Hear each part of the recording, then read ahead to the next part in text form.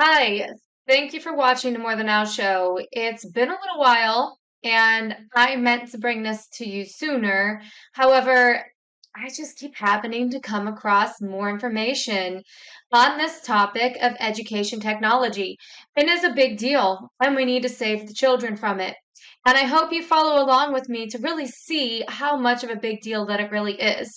Okay, I'm going to go into what education technology is, why they say it's good, why we should be concerned, and some of these reasons we should be concerned have already come forth like they're a reality now, and then the bigger picture as to what this really means overall. So, truly, again, I hope you stay with me through this. It might be a long one, it's a deep dive. I've done lots of research for this, so let's get started. Now, they'll sell you EdTech as something that is teaching kids how to use technology because, hey, everything's just going to increasingly get more digital. They might as well learn it from a young age. All right, I'm going to tell you right now that this excuse is utter BS. All right, first of all, a toddler could do what they're teaching these kids to do with ed tech in school. Mostly it's being done to track assignments and quizzes and things like that, where they'll give them quizzes and it's multiple choice. You select the right answer and you hit enter. I could teach my 2-year-old to do this, okay? This isn't very hard. All right, so first of all, I think that is just completely bunk. They're not teaching these kids Photoshop. They're not teaching them Microsoft Office. They're not teaching them how to type. Some schools are, in addition, that's aside from the ed tech. They are just tracking quizzes. They are tracking information, and what it is really data collection, data mining. And this is no small potatoes. In fact, it's actually so big that there's a whole journal publication called the Journal of Educational Data Mining. Okay, I just want to point that out just as a data point. Haha, no pun intended. I mean, really. Um, but let's see. If I ask, just an AI bot, and I do dig further into things than just the surface answer from AI, which is actually something that I'm concerned about, as we'll dive further down this, is that they're actually teaching kids to just ask a bot instead of do research. I've done my due diligence, but this actually sums it up fairly well. So when I use something like this, I'm just using it because it sums up a bigger picture fairly well, and I've already vetted and done my due diligence to be in agreement with it. All right, so let's see. It says, yes, data is widely regarded as the most valuable commodity in the modern world, surpassing traditional resources like oil and gold. This perspective is supported by numerous sources, including The Economist, which stated that data has overtaken oil as the world's most valuable commodity. The argument is that data, much like oil was used in the 20th century, is a foundational resource driving economic value, innovation, and competitive advantage in the 21st century. Major technology companies such as Apple, Amazon, Facebook, Microsoft, and Google's parent company Alphabet have built their immense global value on the commodification of data. Okay, so later on in the video, we're going to be looking at, you're going to recognize some of these big companies such as Apple, Amazon, Facebook, Microsoft, Google as we get further into things, okay? So make a little note of that. Here's an article that I was in agreement with. I'm probably not in agreement with much of what this news publication publishes. I don't know, but I haven't really dug in. But I was in agreement with this. So I was already looking at test scores nationwide. Are kids getting better test grades? We went gangbusters on this ed tech. So, and we just keep increasing it and increasing it. Are the scores panning out? Are they getting better? Are kids learning more? Are teachers doing better? Unfortunately, the answer is no. Okay, and they actually do a podcast, and there's a transcript of it, which is what I read. And, they interview a few different people through this that are experts in the field. And first of all, it was great how they pointed out from the get.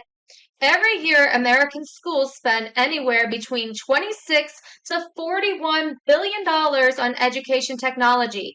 That was before the pandemic, according to the nonprofit EdTech Evidence Exchange. Okay, so since the pandemic, it's grown huge. So in fact, the e-learning market is expected to reach a whopping $170 billion by 2030. Okay, so again, I just wanted to show you this is no small potatoes. And I'm going to put the title of this article back up. You can see it. I really appreciate it because it interviews teachers and they're saying how things work. And overall, the consensus seems to be that if a child is already struggling and learning, the ed tech seems to be able to be somewhat helpful. But what I gathered from it is that it really wasn't helping them learn, it was helping them cheat. So it gives an example of a student that is having trouble reading and then can ask the computer to read things for them. That's not teaching them how to read. That's giving a fisherman a fish instead of teaching him how to fish. This isn't helping them. And so they also make the example, and I love this, it's very brilliant, that if we were to use that money that the federal government is giving to schools for ed tech, if we were to use that to pay teachers better and pay better salaries, and maybe you get more quality people stepping up to be teachers if you up the salary. Maybe you can give the teachers resources more other than just tablets and ed tech to do their jobs. Maybe you can give the classrooms more money to be funded. Maybe you can give the teachers a higher salary, and that would go much further. And they make the case for that, and I'm in agreement with that. So I'm going to move on. I use Brave as my browser. I asked the Brave AI, and just to be fair, yes, education technology can help children become proficient in various skills, particular digital literacy, problem solving, and critical thinking when used in a balanced manner. Okay, again, digital learning. But are they really learning like computer programming? No, not typically. Not from what I've seen. Not according to the teachers who are using it in a day-to-day life. We're not learning coding, and in fact, anymore AI is going to be doing coding and things like that. And so AI prompting is actually getting easier and easier, and that's not even what they're being taught either. I'm going to get into AI in a little bit. So stay with me, please. I know I might seem like I'm going everywhere right now, but I want to tie this together into a bigger picture. Okay, so um, let's see. It says, however, the effectiveness of technology depends on thoughtful integration. Excessive screen time or over-reliance on devices can negatively impact cognitive development, language acquisition, and social interaction. Okay, so a lot of this digital learning, again, are things that kids could be very easily taught. They keep making digital usage so much easier, but then acting like we need all of these things to teach children how to use digital tech. But then the kids aren't learning how to do research on their own, how to read, how to write, and how to do basic arithmetic. You can see that the scores in all of the things that count like that keep going down. All right, I'll move on.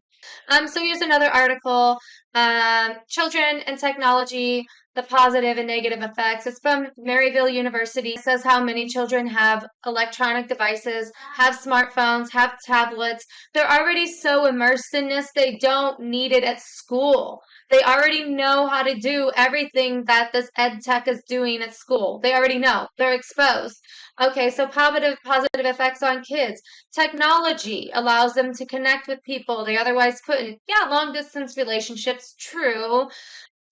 Negative effects. Let's learn lack of attention, aggressive behaviors, obesity, physical inactivity, sleep problems, muscular skeletal problems related to sedentary lifestyle, greater risk of lifetime obesity and cardiovascular disease, sleep disturbances, and poor quality sleep for children who overuse social media and keep mobile devices in the bedroom.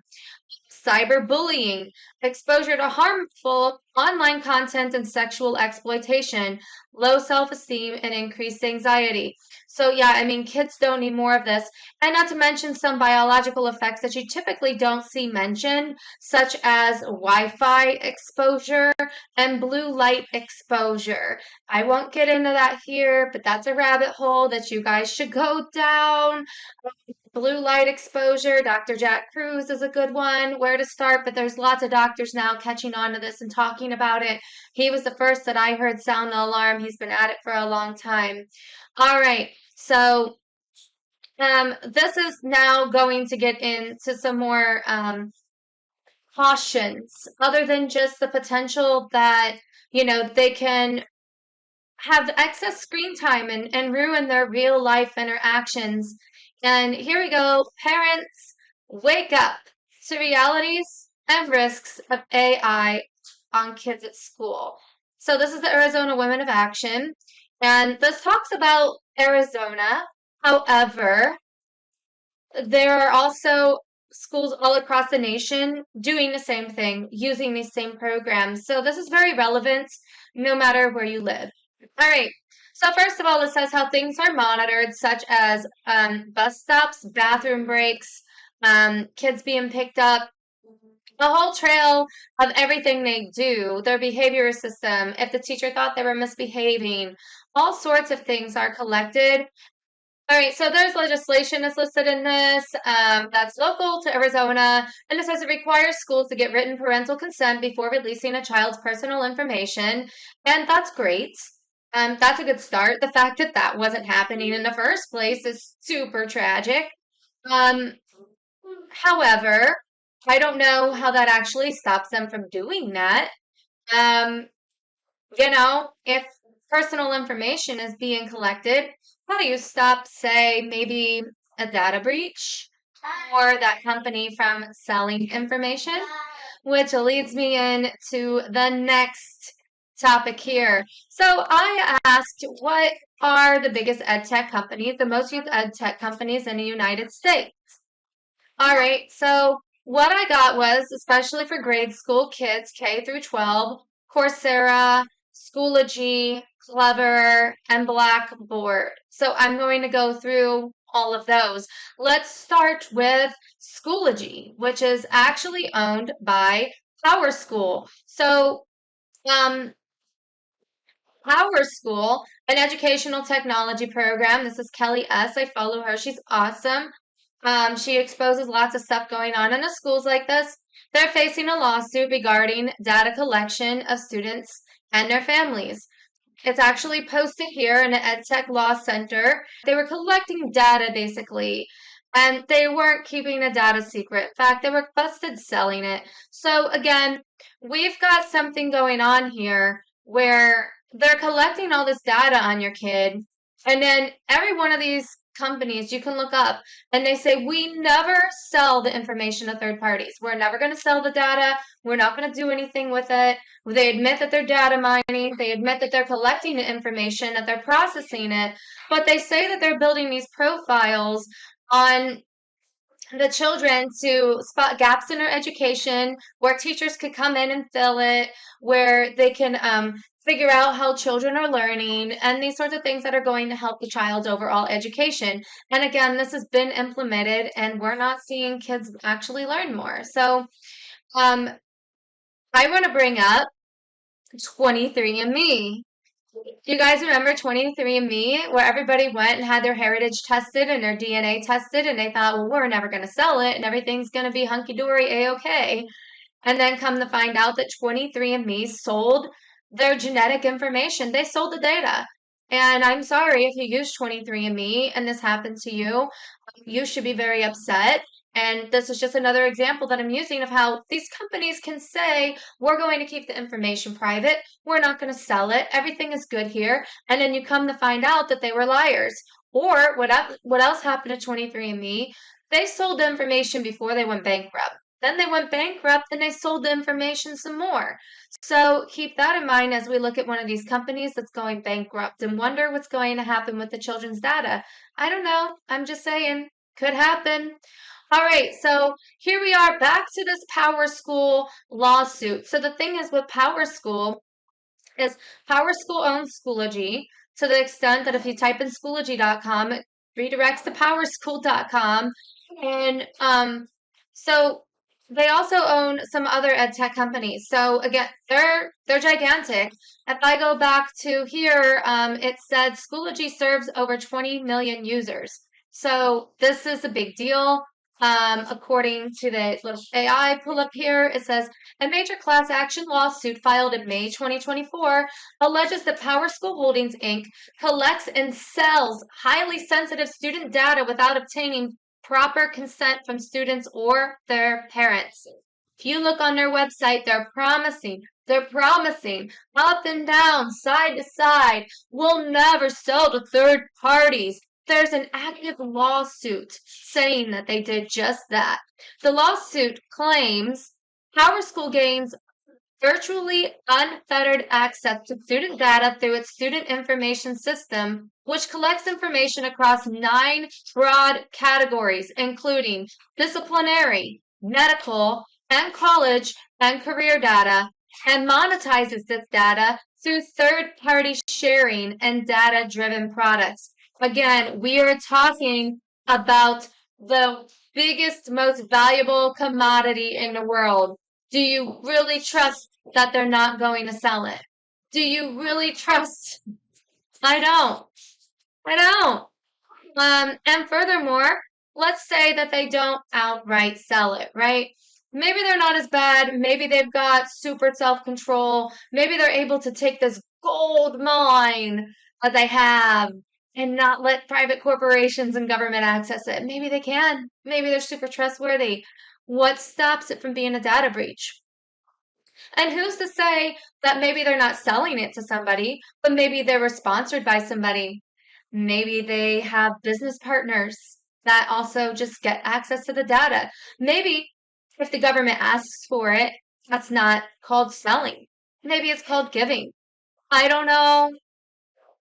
They say they don't give it out. Looks like they're lying. So, you draw your own conclusions. Let's go on. There's actually a lot more, guys. This is very sad. Again, we gotta save these kids, okay?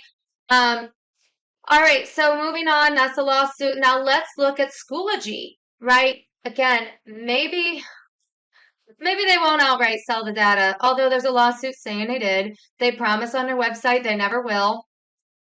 But what if there's a data breach, a hack? Then what? Well, that's already happened too, where student sensitive information has already been compromised. Okay, so this is one of the data breaches. It occurred in 2024 and affected 880,000 students and teachers in Texas. All right, so it's saying that there was Texas Attorney General filed a lawsuit against PowerSchool on September 3rd, 2025, alleging the company failed to implement sufficient privacy and security practices. Maybe we believe that, they are secure after their data breaches and after they've got a lawsuit for selling kids down the river. So let's see. Maybe you're okay with this. Maybe you're not. I'm going to put it out there just so you know. PowerSchool, this is from their own website, shares its commitment to a more sustainable future in inaugural environment, social, and governments. And this is an ESG report showing how, they're very ESG friendly. And here's where one saying how they celebrate diversity, equity, and inclusion and belonging. Okay, so just again, put that in your hat. And now we're going to move on to another company. Remember I said there were like 3 or 4 main companies and Schoology was listed as one. PowerSchool is Schoology. Okay, where was that tab? Let's see. Sorry. Clever. Clever was one that was listed. And Clever was bought by Kahoot. If I remember correctly. Yes. Clever is a leading US-based educational technology platform that provides a single sign-on solution. Let's see. Originally founded in 2012 and acquired by Kahoot. So Kahoot indeed was one of the sources listed in this article. Sorry, I probably don't have my tabs in the best order. I just put everything up and I'm kind of going, this is just what I do. I don't super script everything. Got it up here. And so, yeah. Anyways, this is the Substack of Liberty Conservative News. Parents sound alarm. Digital tools are quietly rewriting the curriculum. So this is an article. It actually mentions Kahoot among other, it says companies like Pearson, Google for Education, and Kahoot deploy algorithms that scan digital lessons for sensitive content under vague categories like equity, bias, or safety. Teachers using these platforms often have no idea what triggers the filters or why certain historical documents, literature excerpts, or political discussions disappear from students' screens.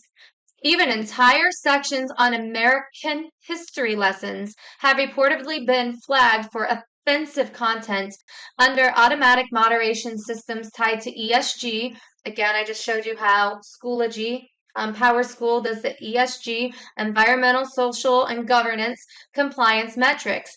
So these EdTech companies that are about the ESG learning, the problem with that is that they are actually editing the curriculum. And when schools and teachers are using this to teach kids, they are basically, some will call it woking. They're woke, they're making the curriculum more woke, but they're editing the curriculum, okay? They call it content moderation. Okay, so here's a couple other sections to read in this. They call it content moderation, but what it really is censorship by code, said Nicole Neely, president of Parents Defending Education. It's the same ideology we saw on social media, now repackaged for our kids' classroom. So further in this article, somewhere or another, it says how even there are certain things like Americans' foundings and they replaced it because they were like talking about guns or firearms or something, and they decided that that had to be omitted from the curriculum. So they're just they're just editing these things, you know, where if the ESG algorithms say like, well, that's no good, we're going to remove that. So anyways, that's one thing Kahoot was listed for, is having AI algorithms edit the curriculum to where, you know, it might be more woke.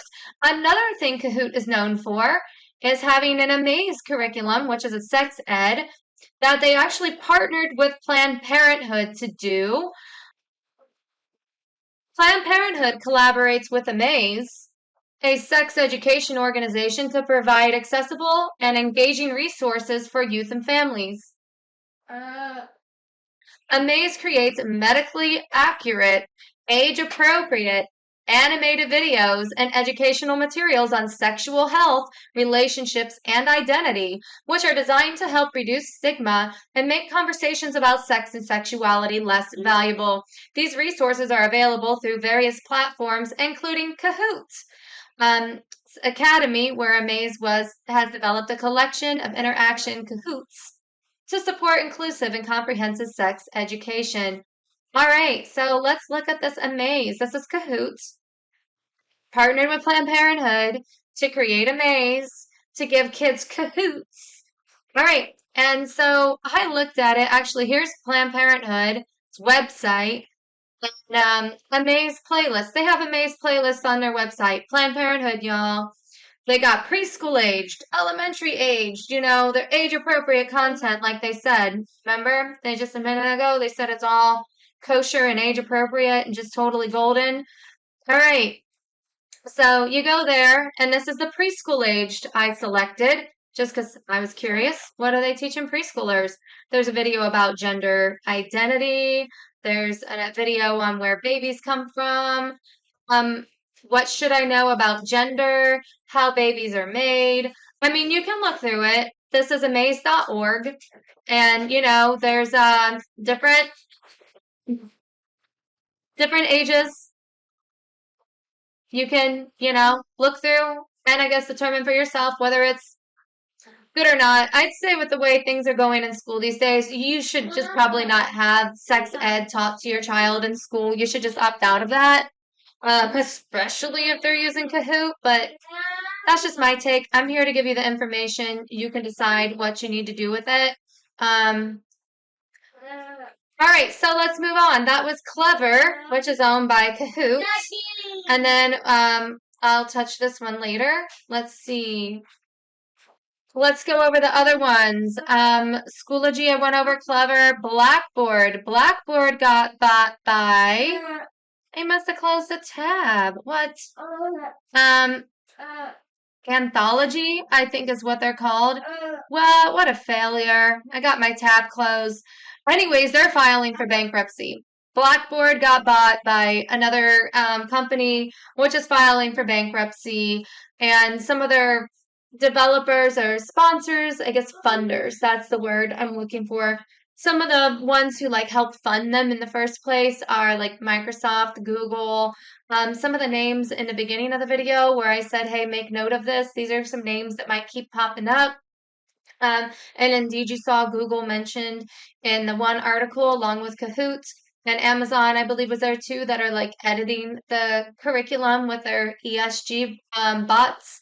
And so that's something to keep in mind. I don't know how I ended up closing the tab. Did I really? Bum, bum, bum. Yeah, it's not up here anymore. Sorry about that. So unprofessional. Um, all right, so let's dig back into this. A lot of things that these companies are bragging about is having AI bots built into them. So not only are the AI bots helping edit the curriculum, but they're actually accessible for the children to engage in conversation with. And I'm sure that they're promising that they're safe and not going to promote suicide or anything like AI bots have done with kids. Oh, I gosh, probably got my channel like completely flagged saying an S word. And I'm just getting started on my channel too. Anyways, so here's Power School, Schoology. Imagine each student has a digital helper. Oh, it's just what they need. They don't interact and need to interact with teachers or real life people. Just a digital helper. We'll call it Power Buddy. And we'll make it sound super friendly. So now when a kid has a question, he can just ask his Power Buddy, how do ocean currents affect marine life? And the Power Buddy just answers right back and then asks him, hey, do you need help with your assignment? Which is great, except for now they're not going to learn how to conduct research if they can just ask a bot and to validate that that research is true. They're not going to learn to critically think. They're not going to learn to go and source these sites outside of using AI. At the same time, we're being told that teachers are having a hard time making sure that children aren't using AI bots to do their assignments for them. We're just going to give them all an AI bot. Hey, why not? Sounds good. Awesome. These teachers are also using the AI bots. Love you. You're doing so good. Mama. I know. Mama. That's Mama. I'm on the screen. Teachers are also using the AI bots to help with their curriculum, which we just saw is being edited by the bots. So, great. All right, moving on. My kid's getting impatient with me. The bigger picture. All right. So looking at the bigger picture here, you may have heard before of something called surveillance capitalism. I'm just going to give you some idea of where things currently are, and then you can see how this data could be used for very nefarious purposes.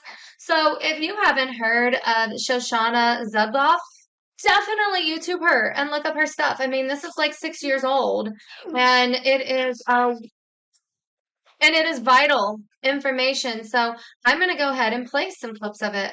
The other end of the factory. Well, we always know factories make products. So what's coming out of these factories are products that predict our behavior. They are computational products that predict what we will do soon and later. And they're not, even though they are about us, they're not for us. They're not sold to us. They're not meant to enhance our own lives. They're sold to business customers who want a leg up on what we're going to do in the future. All right, so the little guy keeps wanting to pop on camera, and unfortunately this video doesn't go any louder, so I hope you can hear it because I talk kind of loud and I was hoping to get the video at least as loud as me. So what she was talking about there are products that are taken, face scans and things that are taken off of like Facebook and cameras and everything here and there, and how these images are used against us. They are used and sold, and not just in a way that we think like, oh, okay, they're going to recognize me, or they want to understand that I'm looking for this product or that product, and they're going to market it to me, or they're going to know my YouTube watch history, so they're going to recommend stuff that they like to me. No, it's much worse than that. They're actually analyzing behavior and emotion, and they're doing like predictive signals on it, where then they're taking that information and they're learning about our behavior. They're building a profile on all of us. And after this, I'm going to play a couple Whitney Webb clips that you're going to want to see that show indeed how the government is actually working overall to build a profile on every American and build a profile on us, on all of our behaviors and stuff. And this isn't conspiracy, this is actual fact, unfortunately. So I'm going to play another clip of this video. And she goes more into how many different devices are used and what they're used for. We live in the illusion that we are making a private calculation. I'll give Facebook or Google or Amazon this little bit of data, and in return, I get this service, which is very useful. Often it's even free. So that seems like a private calculation that's worth making. What we don't understand, two things. One is that we think we know what we're giving them, but it's not the case. They are taking so much from what we give them that we have no idea about. For example, you're making plans on Facebook for your family and friends to have dinner this evening. They don't care about what you write. They care about, do you use exclamation points? Do you use bullet points? When you make plans. Why do they care about that? Because those are the predictive signals. Analysts have shown that you can take these kinds of signals, whether you say, for example, I'll see you later, or I'll see you at 7:45 at the corner of Oxford and Regent Street. Do I have that right? These are indications of the kind of personality that you have. Translated into what's called the 5-factor personality test. And with that personality test, other kinds of things can be inferred. Your sexual orientation, your political orientation, all kinds of things about yourself that you never intended to disclose. And these kinds of predictive signals are being hunted and captured not only all over the internet and the trail that you've left online, but now throughout the real world. Where are you? Where are you going? What apps do you have on your phone? All right, so what you can see from this is that she's saying that it's not necessarily just the data even that they're collecting, but signals. They're looking for specifics that give clues to somebody's behavior and that they can build a whole entire profile off of. They can figure out, how you're feeling and just deeper cues as to who you are as a person. So you can see where if they're collecting this off of school assignments, it's going to be like the holy grail of data, right? If you have a human's information from the time they're a wee little one to when they grow up, you've got a very extensive profile on them. You are learning how they learn. You're learning what they know, what they don't know, their personality, their behavior, and probably things that we haven't even thought of that they're using AI bots to analyze and obtain about the kids. Learning their worldview. She said their sexual orientation, their worldviews, probably their political and religious beliefs will be able to be better targeted because as we'll watch more clips. This isn't that they're just collecting the data. They're actually using the information to try to change minds. They're using the information against people. And so when you've got the information of a human being that is growing and developing and you're having them interface with AI bots, I mean, certainly the capabilities in that situation go and extend way beyond the capabilities that she's discussing in this video that are actually already pretty Orwellian. All right, so I want to play just a couple more quick clips of her, and then I want to play a clip of Whitney Webb that you have to hear, and then I'll be done rambling. So anywhere we are and any app that we're interacting with, even now, driving in our cars, the smart dashboard, being in our homes with Internet of Things, smart appliances, smart television, smart refrigerator, All of these things are saturating us and surrounding us, the devices and cameras in the streets, so that we are increasingly trapped in a world of no escape. And even if we want to make a choice, we can't. Okay, so there's other spots in a video where she talks about how she calls out Pokemon Go, Facebook, Google, all these companies for gathering information and profiling people's behavior and then selling them to corporations. She talks about smart devices, monitoring people. You should watch more of her if you haven't. Again, she's very knowledgeable on this. She wrote a whole book on it, and like I said, this is like old news, and it's fact, unfortunately. It's why when, you might say something to a friend and your iPhone's in earshot and, we feel like they're listening to our conversation because all of a sudden you'll get an advertisement for that when you weren't even doing a Google search or talking about it in text. But because they're listening in and they're collecting that data, they're building a technocracy. It's fact. I mean, look at all these data centers going up, taking up all the water and the land and creating all the problems that they're going to create in those neighborhoods. So she goes on to say how they can actually manipulate how people think, how they can actually change how people vote. And this is the last clip I'm going to play of hers. It's very quick. I just want you to hear it from her own mouth, and I'm going to play it now. Surveillance capitalist. Essentially, 97% of Facebook's revenues come from its online targeted advertising markets, which are wholly owned and operated in this surveillance capitalist economic logic. So Cambridge Analytica is a parasite on the host of surveillance capitalism. All of its mechanisms and methods, all of its data, all derive from surveillance capitalism, simply pivoting those operations a few degrees from trying to acquire guaranteed commercial outcomes, achieving guaranteed commercial outcomes for business customers, to instead trying to achieve guaranteed political outcomes for a political customer, if you will, in this case, a secretive software billionaire who owned that company and was using it to manipulate the public for his political aims. So it's the same business model, but one is about getting you to buy stuff and the other one is about getting you to vote in a certain direction. To vote in a certain way, to think in a certain way, to align yourself with certain groups, to read certain kinds of materials. And yes, ultimately, in order to add momentum to a political point of view, to the point of actually voting.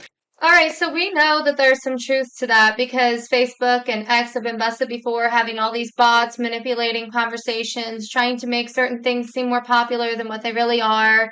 And, there's the X files or Twitter files. I think they're called the Twitter files instead of the X files, but then Twitter got called X. But anyways, the Twitter files that was saying how all these bots were in there and how there was censorship and certain things weren't allowed to be talked about. And we've all witnessed this on Facebook and know that to be true. They're editing algorithms. They've got bots. They're shaping people's minds, subjecting them to some information and shadow banning other information, all while even having fake accounts prop up certain ideals and thoughts and trying to peer pressure you into thinking a certain way and then targeting you with advertisements. Now, so we see how they can use it in that vein. What about, though, the feds using it in yet even more sinister vein? What if they're building a profile on all Americans? And what if you're the chosen enemy of the state? Back in Ron Paul's first campaign, Ron Paul supporters were named homegrown terrorists. So, you got to wonder what sort of thing they're actually going to call you out for being a bad person for. And maybe you're just somebody that questions an official narrative. Now, all of a sudden, you're an enemy of the state. What are they going to do with that? Well, they've got a whole entire profile on you. And what if they could determine that you are going to be one of these people that disagree with them, that thwart their agenda or whatever it may be? before you actually are. They're following you since childhood. Well, predictive programming minority report crap is here, folks. And this is why you need to be extra alarmed that they're getting all this data on children. If they can do this to grown adults, what are they going to do to developing young minds? This treasure trove of data on children. So I'm going to play some Whitney Webb, and then I'm going to wrap it up. And And also are you in essence just creating profiles? I mean, these are just creating profiles for every American citizen.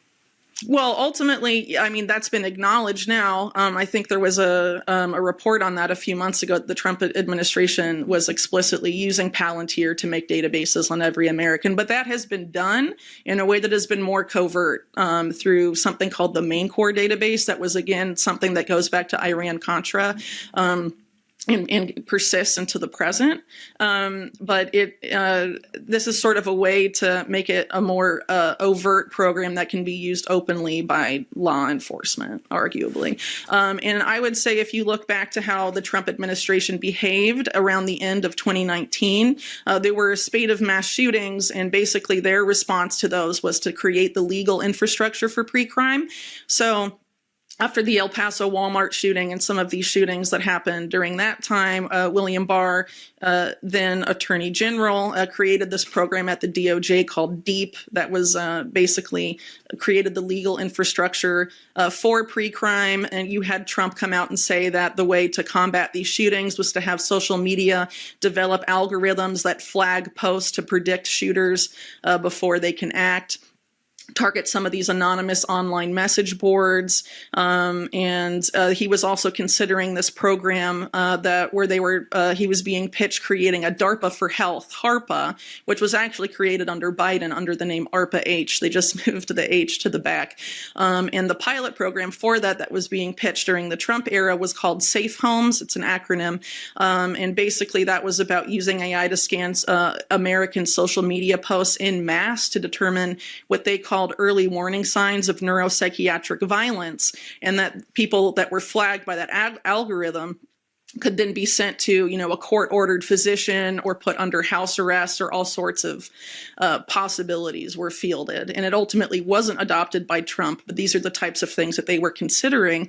And so now, given the current climate, how extremely entangled Palantir has become with the current administration, expanding even into the IRS and Treasury and mortgages, in addition to just the national security components and health components, it is rather unsettling. But a lot of, as I mentioned earlier, a lot of this profiling of Americans has been going on for a long time under the guise of, what were developed by the Iran-Contra crowd covertly, the continuity of government protocols in this effort by parts of the quote-unquote deep state or the national security state to basically profile people they deemed unfriendly for whatever reason, people that could be potentially incarcerated in a time of political upheaval, they said. But the Reagan administration's examples of political upheaval in these cases were, one example given was widespread mass protests that were nonviolent against U.S. military intervention in Latin America, like in Nicaragua, for example, was something that could have them use these profiles they had developed on Americans then back in the 1980s and incarcerate them at a time deemed convenient or necessary by the Reagan administration. And they claimed then at the 1980s to be able to locate these so-called dissidents almost immediately based on the data they had compiled on them at that point. So imagine what it's become, over the past 25 years when we've seen a lot of these extreme surveillance capabilities and also the development of the associated technology just take off in the aftermath of 9/11, 2001. Okay, so that does it for me. I just wanted you to see the bigger picture of how some data is already being used, how it has already been used, and so that you can see that this is a big deal, that they're collecting all this data, and some of the same players that have been collecting data on the rest of us are behind the apps doing it in schools. They claim that they're not going to sell it to anybody, but maybe they don't even need to. Maybe it's them that we have to worry about. Maybe they're giving it to the government. Maybe they're going to have a data breach. Maybe they're going to go bankrupt and then it's going to be sold. Who knows? However, this is the most valuable commodity, and I don't trust them with our children's data. All right, so what can you do about this? If you have a kid who's in school, first of all, you can inquire with the school what apps they're using. You may already know they may communicate with you through one of these apps. You can ask the school to stop using the apps, at least for your child. You can fight the bigger fight and try to work on other children, and maybe the whole entire school stop using the apps by sharing some of this information or even doing your own research to share. But you can at least ask them to have your child do the assignments on paper. If there are quizzes or tests, things of that nature that are given, ask if your child will receive those on paper instead of on a digital format where all of those answers in real time are going to be tracked and logged and set in their profile. You can ask that they stop using the app altogether for your child because, they're going to log their attendances, they're going to log perhaps behavioral things, websites. They may use the AI features, they may not. You can try to figure out by asking your kid and inquiring with the school what all features they use, but I would just say stop using it as a whole. Just say, I want to opt out of my child using tablets during school, using any electronic devices, any of these apps. Hey, we didn't need them back in the day. We don't need them now. And they'll say things like, well, your kid's learning how to use technology. They're not. This isn't teaching them technology that they're not going to learn on their own by interacting with it. Okay. What's the other excuse that they use all the time? They're going to try to say that all the other schools are doing it and, try to peer pressure that whole thing. Well, if everyone else is doing it, then we got to do it. No, you don't. So, yeah, individually, parents, ask the school to stop using this crap for your child. Opt out. Say, I do not want my child using any electronic devices. I want all of their tests and quizzes. I want it all done on paper. And then hopefully you can find somebody in that school that might be able to listen to you, hear you out on why they should get rid of the program altogether. And it might go down to school districts. It might go down to the local board of education or the local school board. And then maybe you have to take the battle up with them, which we know historically they don't usually listen to parents, but sometimes they do. It might come down to changing schools, trying to find a school that doesn't use this stuff. It might come down to homeschooling. But we've got to get our kids to not have this profile built of them. They are profiling the children just like they're profiling the rest of us, but they've got it all, man. They got all the goods from childhood on. They're learning everything they know and how they learn. And what might just be one test score one day and another test score another day to us, they're analyzing thoroughly and getting a pattern off of your child, learning, analyzing how your child learns. And if they learn what makes your kid tick, and if they learn how they learn, what they know, what they don't know, and how their mind works, how much easier is it going to be for them to control that mind? Or then realize if they can't control that mind, to maybe do something about it. So this is what I have for you today. It's so long. I'm sorry, but thank you for watching. Please, let's get our kids out of these systems. We know the school's gone woke. They're doing all kinds of crazy stuff. But, this is just it's probably worse than all that. Because not only are they doing all that crazy stuff, they're collecting all the data on them too. So God bless you all. Love you. Bye.